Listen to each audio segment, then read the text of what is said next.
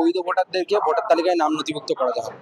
এই দাবি নিয়ে আমরা, আপনি যে কথা বললেন, ভোটের আগেও আমরা মিছিল করেছিলাম এবং আজকেও ভোটের নির্বাচনের পরে যখন তৃণমূল কংগ্রেসকে কোথাও দেখা যাচ্ছে না, তখন আবার আইএসএফ রাস্তায় নেমেছে বৈধ ভোটারদের ভোটাধিকার দিতে হবে এই দাবিতে।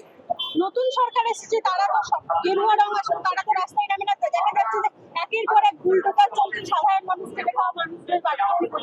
সেখানে আপনারা দেখেছেন তপসিয়াতে যেখানে বুলডোজার চলছিল, সেখানে আমাদের দলের চেয়ারম্যান, আমাদের একমাত্র বিধায়ক দলের, তিনি পৌঁছে গিয়েছিলেন এবং হাইকোর্ট থেকে স্টে অর্ডার এসেছে। এবং আমরা শুনতে পাচ্ছি অভিষেক ব্যানার্জির বাড়িও বেআইনিভাবে তৈরি করা হচ্ছে, সেখানেও বুলডোজার চলবে। জানি না আমি কি হবে। তবে শুধু গেরুয়া রং না, গেরুয়া রং আর সবুজ রংটা মিলেমিশে এক হয়ে গেছে। জাহাঙ্গীর খানের অবস্থান আপনারা কালকে দেখে নিয়েছেন। আগামীকাল নির্বাচন ফলতায়, তার আগে পালিয়ে গেছেন জাহাঙ্গীর খান। আগামী দিনে নন্দীগ্রামে নির্বাচন হবে আর রেজিনগরে উপনির্বাচন হবে, সেখানেও আমরা দেখার অপেক্ষা রয়েছি তৃণমূল কোথায় থাকবে। আমরা রাস্তায় ছিলাম, আছি, থাকবো।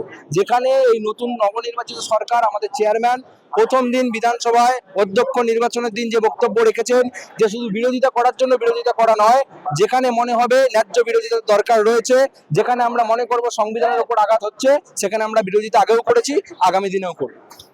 যেই সরকারের বদলে এই এশিয়ার সেই সরকার এখন রাজ্যতে কোথাও কি মনে হচ্ছে যে এই যে ৭০ লক্ষ মানুষ বিচার তাদেরকে ডিলিট করে দেওয়া হয়েছে, আরো বেশি কষ্ট হবে তাদের না? অবশ্যই আমি মনে করি আরো বেশি টাফ হয়ে গেছে লড়াইটা, এবং সরাসরি লড়াইটা হবে এখানে। বিজেপি আগে যেমন মমতা ব্যানার্জির সঙ্গে লুকিয়ে আরএসএস লড়াই করতো, এখন আরএসএস এর সঙ্গে সরাসরি লড়াই, বিজেপির সঙ্গে সরাসরি লড়াই আমাদের আইএসএফ এর, এবং আইএসএফ এর সঙ্গে যারা রয়েছে জোট সঙ্গীদের।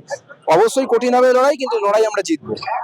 বৈধ ভোটারদের ভোটার তালিকায় নিয়ে আসতে হবে, এই দাবিতে আজকে আপনারা দেখছেন জমায়েত, যেখানে আমাদের একটা মাত্র বিধায়ককে জেতাতে পেরেছি আমরা সারা রাজ্যে, সেখানে আজকে জমায়েত দেখছেন আপনারা। তৃণমূলকে কিন্তু কোথাও দেখা যায়নি। 80টা বিধায়ক নিয়ে এখনো রয়েছে, অনেকগুলো সাংসদ নিয়ে রয়েছে, কর্পোরেশন জিতে রয়েছে, পঞ্চায়েত জিতে রয়েছে, আজকে দেখা যায়নি। কিন্তু আজকে আইএসএফ রাস্তায় নেমেছে।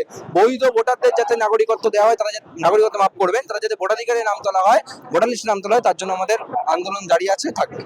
হকার উচ্ছেদকে কেন্দ্র করে তৃণমূল আগামীকাল রাস্তায় নামবে। তোমরা এসআইআর নিয়ে আজকে রাস্তায় নেমেছো, হকার উচ্ছেদ বা এই বুলডোজার এটা নিয়ে ও নিশ্চিতভাবে এটা নিয়েও আমাদের চেয়ারম্যান যখন তপসিয়াতে, আমি বললাম তপসিয়াতে যখন বুলডোজার চালানো হচ্ছিল, আমাদের চেয়ারম্যান পৌঁছে গিয়েছিলেন।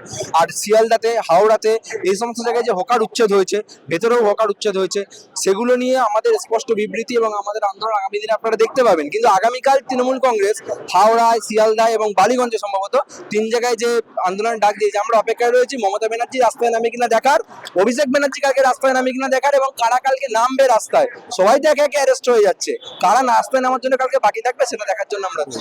রোজগার দিতে পারছে না, কিন্তু এই হকার উচ্ছেদের মাধ্যমে রোজগার কেড়ে নেওয়ার ব্যবস্থা করছে।